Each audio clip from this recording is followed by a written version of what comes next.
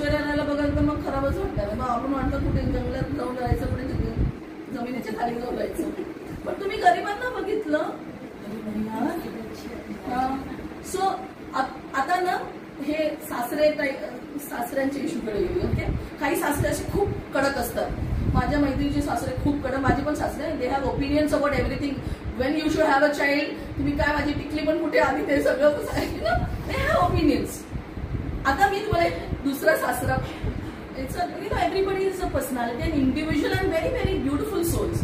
पण आता ना US मध्ये माझ्या मैत्रिणीचा नवऱ्याचा friend, he is a neurologist, आणि त्यांची म्हणजे तिचा नवरा तिची सासरी कडक, एकदम माझे कडक. आम्ही जस्ट चर्चा करत होतो आणि ती सांगत होती मी ह्यांच्या घरी गेली न्यूरोलॉजिस्टकडे, आणि त्यांचे आले होते बाबा, आणि त्यांना काय जमलं ना ते एक कानाखाली दिली त्यांनी. Middle age, you are making millions of dollars, आणि तो जे बाबा होते त्यांनी दिली. मग ती म्हणतो अरे माझे सासरे किती चांगले आहेत, हसलं काही करत नाही. सी त्याचं पर्स्पेक्टिव्ह, कारण की तुम्ही कुठे बघता ते, त्याच्याशिवाय काय होतं माहितीये, मग आपण नेहमी मिझरेबल राहणार. दुनिया ना आपल्याला अशी नेहमी काही नाही, आपण खूप असं सिनिकल राहिलो, नेगेटिव्ह, ऑप्टिमिस्टिक राहायचं का की काय something has come not because just असंच मजा, काहीतरी कारण होतं. आता मी कराटे केली म्हणून मग मला कुठेतरी 500 लोकांचा स्वयंपाक आरामात करता राहिलो ना. I look women, I am a man inside. मला it's like you put me anywhere in the world, I don't get scared of anybody. अरे थोडी घाबरते मी, पण असं, but if I have to fight I will fight. So कुठेतरी काहीतरी भगवंतांनी, माझी आई पण खूप आजारी होती लहानपणापासून, तर आम्हाला कोणीच बघितलं नाही, आणि डॅडी इज हिटलर एकदम. बट त्या परिस्थितीमुळे मी आज जिथे आहे तिकडे you know I am standing very firmly. काय माझे प्रभूजी म्हणजे उंदीर तर माझ्या मागे. He is a very gentle person because त्यांचं parenting was very very loving and he is a really loving person. ते मला वेगळे पर्स्पेक्टिव्ह देतात. जेव्हा आम्ही दोघं बसतो ना आणि दोघांचे पर्स्पेक्टिव्ह शेअर करतो, तर मला त्यांच्याकडनं काहीतरी शिकायला मिळतं. So we balance properly. इथे नको आणि इथेही नको, आपल्याला इथे यायचं असतं. आणि मग मुलं जेव्हा बघतात ना, यू आर अ टीम. आता हा एक टॉपिक आहे जिथे कधी कधी काय होतं की आपण ऑफ असतो, नवरा कुठेतरी नाही डिसिप्लिन मध्ये असं मारतात, आई म्हणते नाही असं 15शी धरून ठेवते, मग तो 20 वर्षाचा 30 वर्षाचा त्याला काही नोकरी करायची नसते, काही नाही, आईने इतकं लाडवलेलं असतं असं. तर आता you can only do your part. आपण 18 वर्षाच्या मोठ्या मुलांना काय 5 वर्षाच्या मोठ्या मुलांनाही समजू शकत नाही. आता इफ तुमचा नवरा किंवा तुमचा यु नो एनीबडी, कधी कधी सासूबाई, they have different standards of parenting. आजी येणार काय जेव्हा बघत होती त्याला ओरडत असते, पण मग मुलांना क्लिअरली परत कम्युनिकेट करायचं, ट्रान्सपरंट. हे मला प्रिन्सिपल्स खूप डिअर आहेत माझ्यासाठी, very very valuable to me. आणि ह्या प्रिन्सिपल्समुळे हे होतं.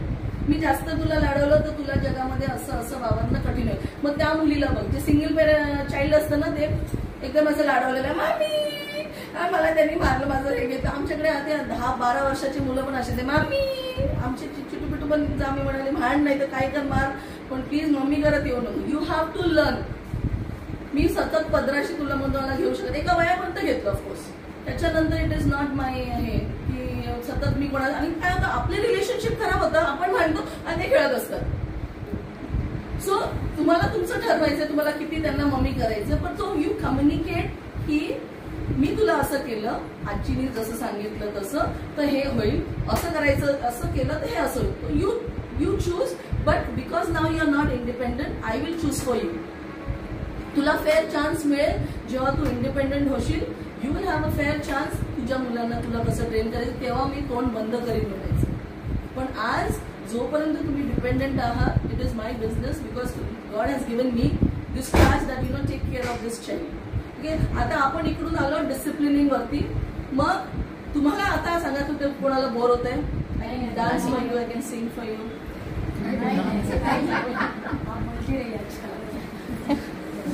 तो फिर तिकडून आपण येणार आहे सिबलिंग रायव्हलरीकडे. हे खूप असतं, मम्मी तुला ते तू जास्त आवडतो त्याची लाट. माझ्या एकच सेंटेन्स काय की सगळे तिघी जणी विचारतात तुला पण आवडते, ती आवडते, ते आवडते. मी म्हणाल जो माझी मदत करतो, जे कोणी the person who helps me in the kitchen, भांडी घासायला, पोछा मारायला, that person is my favourite. काय दॅट इज द रियालिटी. काय मला जो मदत केलं मामाने केलं तर मला बाबा आवडतात. कारण मी काय करू, म्हणजे माझं प्रेम असं का की मी इतकी थकलेली असते की माझं फक्त डोक्यात तेच असतं किचन वाइंड अप करायचं, मला बेडवरती पडायचंय.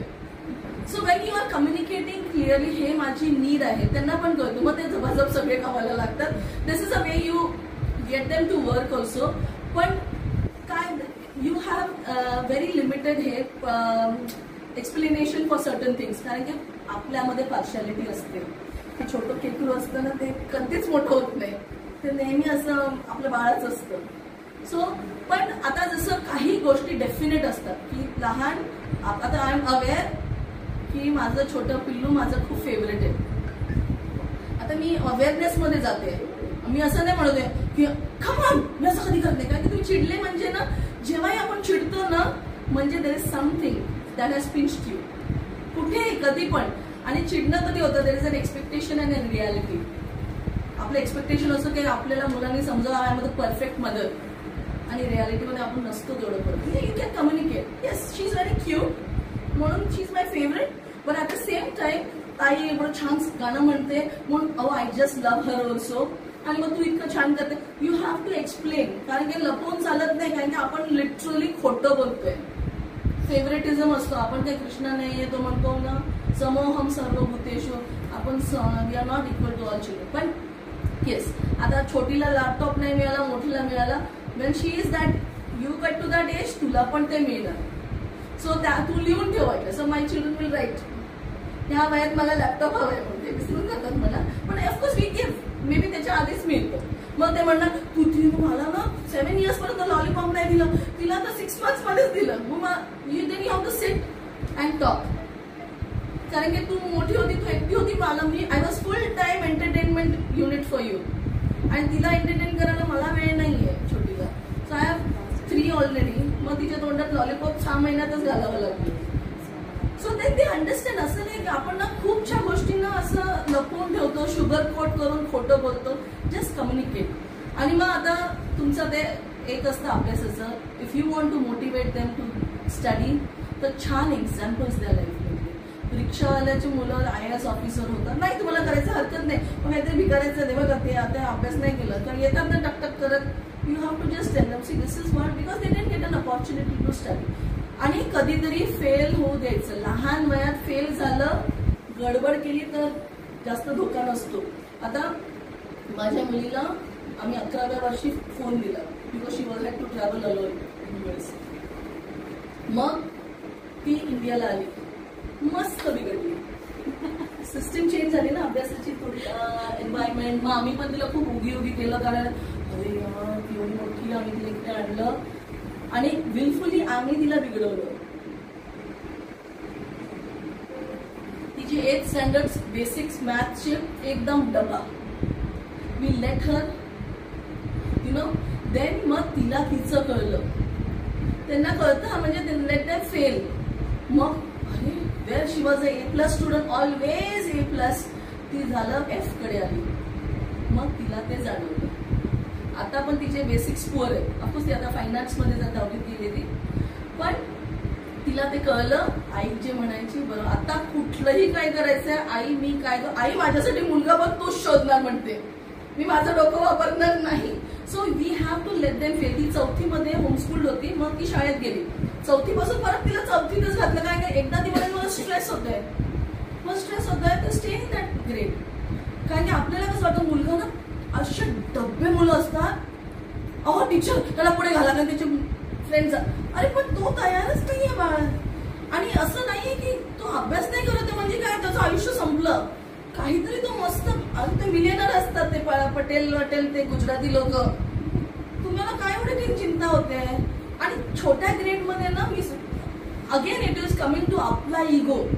माझा मुलगा नापास झाला, परत ना आंटी म्हणून की ह्यांचा मुलगा रिपीट करतोय म्हणून मग मला वाईट वाटेल. म्हणून मग पुश करून आता आमच्याकडे एक केस झाली होती तशी की पॅन्डेमिक मध्ये काही मुलं नाही शिकले नीट, काही घरी त्यांच्या आई वडिलांना नाही शिकवतात, फॅर इनफ, काही नाही असतात स्किल्स.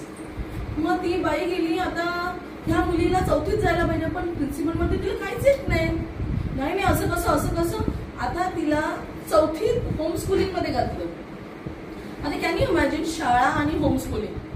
तिला 4थी ते आता 10वी पूर्ण फुल होमस्कूलिंग करावं लागणार आहे.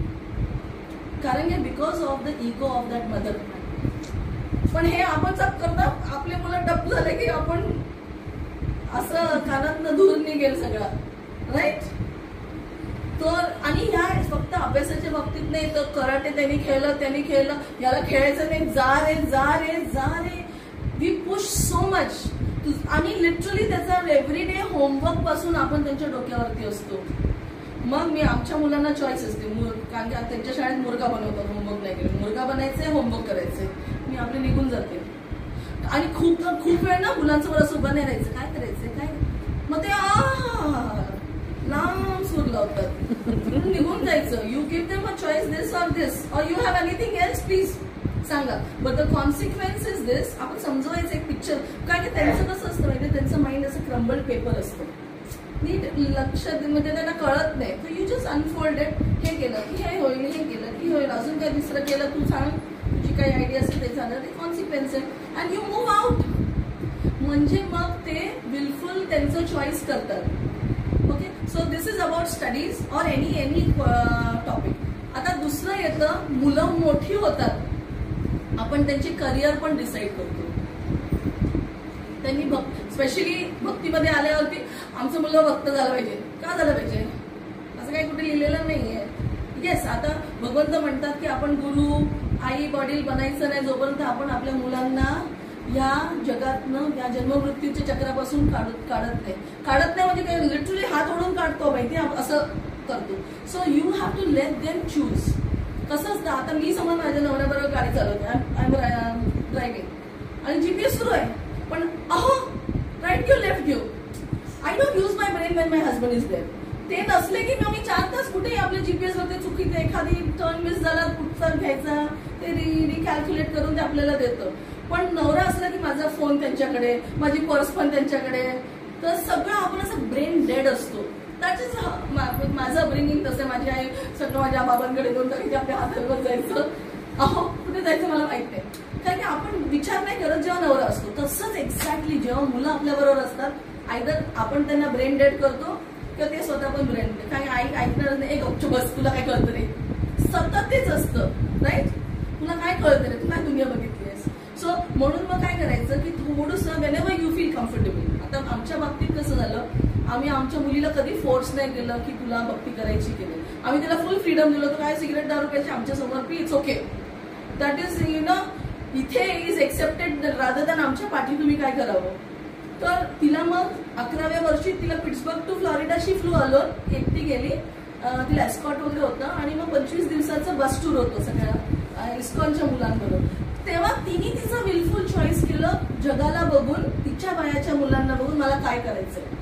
तर शी वॉट एव्हर शी थॉट, शी सॉ द वर्ल्ड. काय की तिकडचे लोक पण वेगळेच असतात ना, सगळे डिवोर्स फॅमिली मधले असतात किंवा you know they have a very different culture. आता त्या जगात तुला राहायचंय, भक्त असो नाही असो कोणी, पण त्या जगात तुला राहायचंय आणि तू तुझं चॉईस करायचंय. So we didn't give anything to her, you know, की पुश नव्हतं की चॅन्टिंग करायचंय. मग ती कसं झालं की मग ती आली. मग 3-4 महिन्यानंतर माझी मैत्रीण तिला घेऊन गेली 4 दिवसासाठी. And what she heard I don't know क्लासमध्ये. ती म्हणते मी पण 16 माळा करणार आहे, मला पण दीक्षा हवी आहे, असं तसं. मी म्हणाले आमच्याकडनं काही पुश नाहीये, but you take your time. तिने तिचं विलफुल चॉईस करून तिने 12 वर्षात दीक्षा घेतली. आता मग काय माझ्या डोक्यावरती नाही तू माळा केली की नाही, so it is not my responsibility. तसंच कसं होतं, होमवर्क, तुमची करिअर चॉईसेस तुम्हाला चूज करायचं. आता US मध्ये असं होतं, दोन्ही डॉक्टर्स, अमेझिंग डॉक्टर्स, खूप त्यांची प्रॅक्टिस चालायची. त्यांच्या मुलांनी हायस्कूल ड्रॉपआउट झाला, त्यांच्या गराजमध्ये त्यांनी मेकॅनिकचं दुकान सुरू केलं. आणि दे आर चिल पेरेंट्स. आपल्या रक्तावरती तेवढा विश्वास ठेवायचा ऍक्च्युली. तो झाला, तर त्याची गर्लफ्रेंड झाली, काय त्याला मुलं झाली आणि काय काय प्रकार झाले. मग वयाच्या 30व्या वर्षी त्यांनी डिसाईड केलं मी परत कॉलेजला जाणार. तो डॉक्टर झाला. So you have to have faith. कधी कधी आपण विचार करतो खूपच बिघडते. माझ्या नवऱ्याला मी सांगते कारण की मी पण तशीच होते. त्यांना काय होतं कधी कधी ना, त्यांच्या घरी मुली नसतात, म्हणजे आपल्या स्पाऊसच्या घरी, तर त्यांना वाटतं अरे मुलगी काय वेडीसारखी वागते, म्हणजे आम्ही असेच होतो वेडे, सो प्लीज डोंट वरी. तर त्यांना सांगावं लागतं, जरी त्यांच्याकडे बहिणी असेल मी म्हणतात मी कल्चर जसं बघतात तर मुली अशाच वागतात. सो आणि कुठेही त्या, आता मी काय सती सावित्री नाहीये, आय कॅनॉट एक्सपेक्ट की माझी मुलगी सती सावित्री. So you have to be very realistic. आपल्याला वाटतं की ना त्यांनी चांग फडाफड इंग्लिश बोलायचं आणि आपलं टायटाबी सुचतं. सो वेट की आपण, तर we have to put in that effort. आता आमच्याकडे कसं होतं, पॅन्डेमिकमध्ये मी श्लोका जशी जोरात वाचायची because I wanted to memorise it. तर आणि सगळे पालक माझ्याकडे येऊन जायचे, तुम्ही यांना श्लोक शिकवा. अरे पण तुम्हाला येतात का? नाही, तुम्हाला मला नाही शिकायचं बाबा, ह्याला शिकायचं, सगळं शिकवायचं, पूर्ण भगवद्गीता आलं म्हणजे भागवत आलं म्हणजे सगळं म्हणजे मुलाला लागते. मग मी म्हणते तुम्ही बसणार नाही बाबा, मला वेळ नाही बाबा. सो मग माझ्या मुलांना मी कधी नाही शिकवलं, मी त्यांच्या मुलांना नाही शिकवलं, हे असं प्रकार नाही घेतलं. माझी मुलं असे धावता खाता पिता 7 चॅप्टर्स वेन आय मेमोराइज. माझ्या छोट्यांचे 3 आणि 4 वर्षाचे होते तेव्हा त्यांचे 2 चॅप्टर मेमोराइज झाले. So you have to make sure that you know तुम्हाला जे काय करून घ्यायचं. तर डॉक्टर असले ना ते लोक स्टेटोस्कोप घालून बसतात, त्याच्या ते घरी तेच वातावरण बघितलेलं असतं. तर तुमच्या घरात जे वातावरण असणार आहे ते तुम्हाला क्रिएट करायचंय आणि कधीच ना घेऊन नाही जायचं. ह्याला समजा, माझ्याकडे खूप पालक येतात, हिला समजा, दॅट इज सो अम्बॅरेसिंग. ते बाळ विचार त्याचं ऍक्च्युली त्याचं काहीही चुकत नाही. इफ माझ्या बाळाला काही इश्यूज आहेत, मी पहिले सायकोलॉजिस्टकडे जाते. माझ्या पॅरेंटिंग मध्ये काहीतरी आहे, कोणी त्यांनी काहीतरी गडबड केली असेल तर it is me who is responsible. Sorry म्हणजे वाईट वाटलं असेल तर ते सो मच त्याच्या पुढेही बोलण्यासाठी. तुम्हाला काही प्रश्न आहेत का? ऍक्च्युली इथले जे पेरेंट्स आहेत, आता मी 27 इयर ओल्ड आहे आणि 17 मंथ्स. आता न्यू मॉम फेज, अशीच मी पण लहानपणापासून रावडीगर, आणि मॉम फेज आल्यावर फुल लाईफ चेंज झाली. आता मला गरज वाटते की I should speak to someone what I am dealing with. जे पण ट्रॉमा होतो, नाही होत 24 तास बेबीचं नाही होत. हे माझ्या पेरेंट्सला कन्व्हिन्स करणं फार कठीण आहे, किंवा माझ्या हजबंडला कन्व्हिन्स करणं. म्हणजे मग आपल्याला असं वाटतं की should we go to therapy. मला पागल झाली की थेरपीलाच झाली. हा एक मोठा हे आहे. आता काय तुझ्या मुलाचं आणि तुझ्या फ्युचरचं आहे, ते तुला खायला देत नाही. आय एम निर्लज्ज बाबा, आय एम क्लिअर निर्लज्ज. मला त्रास होतोय, ते मला खायला देत नाही. मी सांगते, मी जाते. इनफॅक्ट कसं होतं माहितीये, मी सांगते माझ्या मुलीला मी थेरपी देते. शी वॉज इन टू डिप्रेशन. किंवा पॅन्डेमिक मध्ये कसं ती शाळेत गेली, 3 महिन्यात पॅन्डेमिक आला ना, तर म्हणजे ती जस्ट शाळेत गेली, होम स्कूलिंग पासून स्कूलिंग मध्ये गेली. 3 महिन्यात शाळा बंद झाली, ती वेडी झाली. मी आता पंख पसरले आणि आता माझे परत पंख तुम्ही बंद करून टाकले आणि मला घरात टाकलं. आणि युएस मध्ये इतके ते लोक असं साईट होत होते ना, यायचं नाही गराज मध्ये, तो यायचा, तो डिलिव्हरी एजंट तो ठेवणार, मग त्याला धुवायचं. मग आमच्याकडे मेसेजेस यायचे डिशवॉशर मध्ये भाज्या ठेवा, मग त्याला धुवा, गरम. इतकं काही होतं ना, कोणाशी बोलायचं नाही, ते लोक खूपच घाबरतात. सो ती लिटरली माहितीये असं हे झाली, डिस्टर्ब झाली. मग I went to a psychologist आणि 2 आठवड्यात मग ती काय म्हणाली, जर असं विंडो शॉपिंग वगैरे करून घ्या, काहीतरी ऑनलाईन शॉपिंग कर, तिला काहीतरी छान कपडे करून. 2 आठवड्यात शी वॉज फाईन. अँड शी कुड सेन्स की ना तिच्या मैत्रिणीला सुसायडल थॉट्स येतात ते म्हणून. आणि सगळ्या मुली त्याच फेज मधल्या होत्या ना, दे वर हिटिंग प्युबर्टी. आणि काही जेव्हा आई वडील खूप रिजिड असतात ना, मग इट इज सो डिफिकल्ट. कारण की तसं माझ्या मैत्रिणीच्या मुली ते असं सेल्फ हार्म वगैरे होतं आणि आम्हाला कळत होतं. कारण की my daughter you know she was like always talking. आणि ती सांगते मला बाई त्याशी बोलू नको, सांगते तू पण थोडी नाजूकच आहे. तर I was also taking care of her. पण नवरा was like no therapy, not at all, तुम्ही जाऊच नाही शकत. आणि इनफॅक्ट आम्हाला थेरपिस्टचं हे पण नाही मिळायचं अपॉइंटमेंट, कारण की तेव्हा इतके थेरपिस्ट बिझी होते, ऑल अपॉइंटमेंट बघू. मग आम्ही इंडियनवाली घेतली. इट वर्क आउट 2 आठवड्यात. मग त्या दिवशीपासून रेग्युलरली टिल डेट माझा नवराही आता 2 दिवसापूर्वी जाऊन आले. ते त्यांनी काहीतरी मला फीडबॅक दिलं आणि मग मी म्हणाली की no see something, this is something that I cannot work on, maybe you have to talk. मी ह्यावेळेस पहिल्यांदा पाऊल टाकलं की तुम्ही जा, कारण की त्यांनी मला फीडबॅक दिला की मी जायची. पण आता ह्या एरियामध्ये माझं कॉन्ट्रीब्युशन काही नव्हतं जास्त. आणि I was also too tired you know, की काय I cannot always say okay I am going to take care of everything. Okay now I said. पण त्यांनी प्रेमाने ऐकलाय, मी प्रेमाने सांगितलं you want consider going and talking to her. मग ते गेले. आणि कसं होतं मी माझी जर्नी सांगते ना, मग हळूच ही बाई विचारते थेरपिस्टचा नंबर मिळेल का, मग हळूच ती बाई विचारते. कारण की पब्लिकली ना आपल्याला खूप